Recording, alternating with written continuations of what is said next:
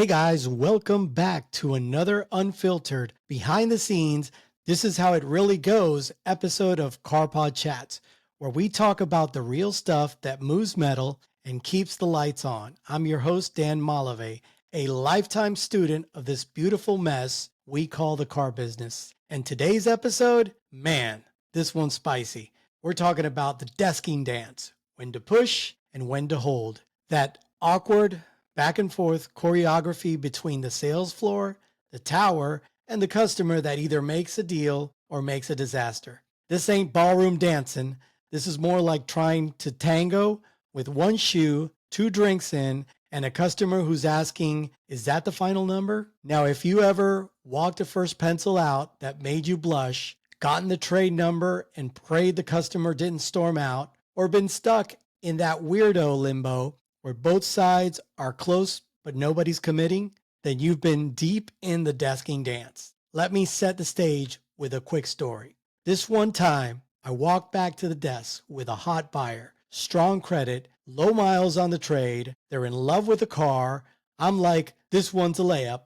I hand over the worksheet and the manager, who must have been trying to hit his tower bonus with one swing, pencils $4,000 down, $690 payment on a base model Accord. I said, boss, are you trying to close this or test my acting skills? He goes, hey, you're the closer, right? I'm like, yeah, but even De Niro couldn't sell this script. So I take the deal out, customer looks at it and just quietly folds it back up. Doesn't say a word, just folds it like origami sorrow and slides it back to me. That's when I knew we need to talk about this. We need to talk about when to push and when to hold, with the desk, with the customer, with ourselves, because the art of desking is less about pricing and more about posture, less about what the number says, more about how you walk it out.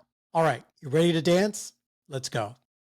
So what exactly is the desking dance? It's that beautiful, frustrating routine we perform every day, moving back and forth between the customer, the sales manager, the GSM, and the almighty desk, all while trying to keep the rhythm of the deal alive. It's not smooth, it's not sexy, it's not even really choreographed. It's like speed dating with bad Wi-Fi. Everybody's talking, but nobody's really hearing each other. 1 minute you're high-fiving because the customer says, let's look at the numbers, and the next minute you're walking out with a quote that looks like a ransom note.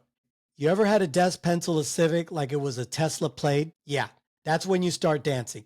You become the messenger, the translator, the hype man, the therapist, all at once. Let's break down the cast of this show. You, the salesperson, the frontline warrior, the heartbeat of the deal, the customer, emotional, skeptical, possibly preloaded with TikTok finance advice, the desk, logical, numbers driven, allergic to low gross, and then there's F&I, waiting in the wings like, y'all done yet? This is the stage we dance on. Now here's the thing about the dance. Everybody thinks they're the lead. The salesperson wants to protect the relationship. The desk wants to protect the gross. The customer wants to protect their ego and wallet, and the GM wants it done with CSI through the roof and no heat. You ever walk into the tower and say, hey, they're at $400 a month, and the manager says, cool, let's go out at $565, see where it lands. And you're like, you mean see how fast it dies? Here's the first rule of the desking dance. If you bring bad energy to the desk, you'll get a bad pencil in return. Don't storm in like a 3-year-old who dropped his ice cream cone. Don't throw your customer under the bus. And for the love of God, don't say they don't have good credit.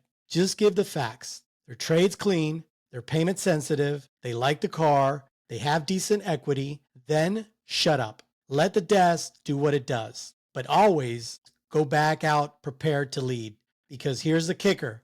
The desking dance doesn't happen at the desk. It happens in the space between the worksheet and the wallet. It's the vibe you carry out with you. It's the way you fold the paper. It's your tone, your pause, your phrasing. You could walk out with a decent pencil and blow it, or walk out with a shaky pencil and close the deal. It's all in the way you dance, and trust me, customers can't feel when you're out of step.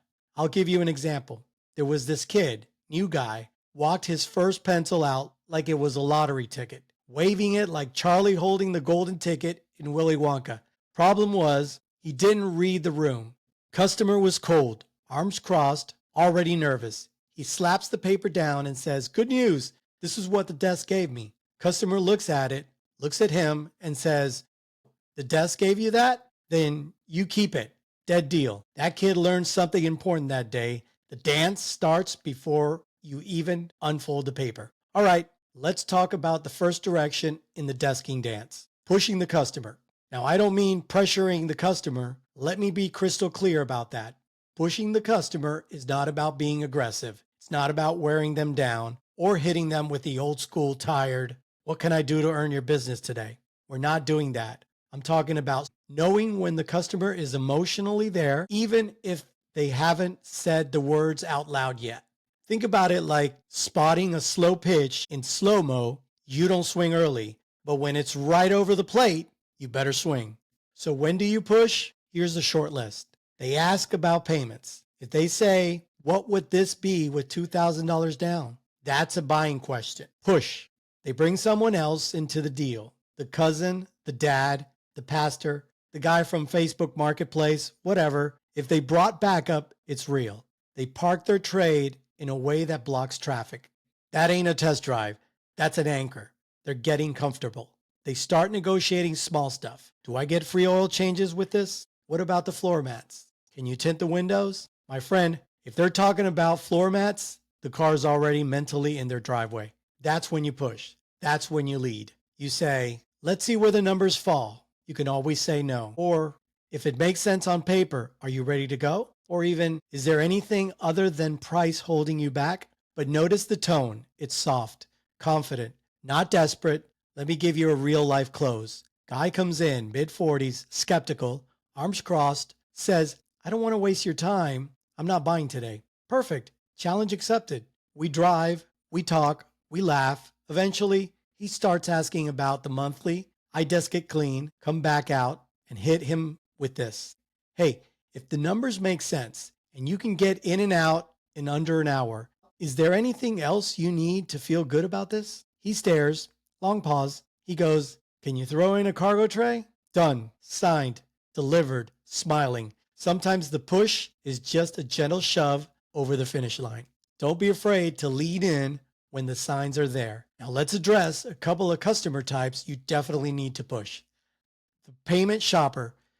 You know the one. They couldn't tell you if the car has a sunroof, but they know the payment should be $379. They say things like, "I saw an ad that said $299 a month for a loaded SUV." Yeah, with 10 grand down and a 24-month lease in North Dakota. These customers don't need to be educated. They need to be refocused. Redirect them. Totally understand wanting to stay within a budget, but would you rather be a little over budget in something you love or right on budget in something you regret? Boom, let it sit. Let them chew on it. The next one is the rate warrior. This guy comes in hot with a printout from Credit Karma and swears he qualifies for the 0.9 APR. You could offer him a free lifetime of oil changes and a puppy, and he'd still say, "But what's the APR?" In this case, the push isn't on the deal, it's on the value. Focus on what they get, not what they pay. Let's find the vehicle you love first. I promise the money will make more sense when the car fits. Don't get caught wrestling over interest rates when the real fight is about fear and control. Recenter the conversation, lead the rhythm. And sometimes it's the quiet ones that surprise you. Had a lady once barely said 2 words the whole time, but the second the husband walked away to use the restroom, she leans in and says, "If you make this easy for him, I'll make sure we leave in it today." Guess who just got pushed respectfully? The husband comes back. I hit him with, "Here's where we're at. If the numbers feel good, I'll get your new car cleaned up and you out of here before rush hour." 30 minutes later, we're taking a photo in front of the delivery bay. The push worked because I read the moment. I saw the window and I didn't waste it. Here's what it boils down to. If you've done your job building trust, if the customer sees the value, if the emotions are lined up, push. Don't stall the deal because you're afraid of seeming salesy. We're in sales. It's not a bad word. We're not tricking people. or helping people get what they already want. Sometimes they just need a little nudge. Now let's flip the music, because there are moments in the desking dance where the customer ain't the problem. The desk is. Listen, I've sat on both sides of the glass. I know what it's like to pencil a deal with no meat on the bone and expect the floor guy to go serve it like filet mignon. Sometimes the desk sends you out with a number so insane you got to check twice and ask, am I supposed to close this or confess to it? And the worst part, some managers do this to test you. They want to see if you fold under pressure. But here's the truth. Sending out garbage isn't a training tool. It's a trust killer. So when do you push back? When the payment is so high, you'd walk out on it yourself. When the trade value is so low, it looks like a typo. When there's a bump without justification and you know it. When the first pencil comes with the $4,000 in accessories and the customer came in on a base model. Example, I once had a desk pencil, a $275 a month, into a $520 just to see if they flinched. They didn't flinch. They laughed and left. I walked back to the tower. Hey boss, just FYI, they flinched so hard they twitched out the front door. Here's how to push back without causing war. Can I get a version that doesn't scare them off the lot? This payment is going to lose the customer. Can we tighten it up and save the deal? I know we're protecting gross, but there's no gross if they walk. Say it calm. Say it with facts, because yelling at the desk is like yelling at the microwave. It doesn't make anything cook faster. Real story. Had a sales guy come to me. I was running the desk and he says, Dan, I'm not walking this out. It's a ghost deal. At first I was like, come on, just run it. But he stuck to his gut. He says, you're asking me to lose a customer over $20 in spread. Give me a chance to keep the relationship. That earned respect. I repenciled, deal got done. That's how you push back, with purpose. All right, now let's talk about the stillness. Sometimes the best move in the desking dance is no move at all. Just like in real dancing, not every beat needs a step. Sometimes the room is too hot. The customer's frustrated. The spouse is giving that, don't you dare sign anything today look. That's when you hold. Signs to hold. Customer says they feel rushed. You've gone 3 rounds and hit the same payment every time. The energy is tense, not excited, but defensive. They've started looking at their watch more than the car. That's when you say, I want this to feel right, not forced. Let's slow it down. You don't lose the deal by holding. You lose it by forcing a close that isn't ready. One time, another true story, I had a couple go cold on me. They were hot, then suddenly went radio silent. I paused. I said, I don't want to keep pushing if it doesn't feel right for you. The husband says, thank you. No one's ever said that before. They left. I thought it was done. Next morning, 10:42 a.m., they walked back in, smiling, signed and delivered within 30 minutes. Sometimes silence is stronger than any word track in the world. Let them marinate. Let the desk cool off. Hold. Okay, now this one's for the real pros out there. The ones who know how to manage the customer's emotion and desk's logic without blowing up either side. This is the sweet spot. This is the center of the desking dance. The desk speaks math. The customer speaks emotion. You're the interpreter. You've got to take a number that makes sense on paper and make it feel good in someone's gut. You've also got to take someone's emotional outbursts and translate it into logic the desk can understand. You're the bridge, the pulse tamer. Quick scenario. Customer, I'm not paying $680 a month for this. The desk, we're $2,000 under market already. What else do they want? You. They're just reacting to sticker shock. Give me a version with lower upfront. Let me reframe it.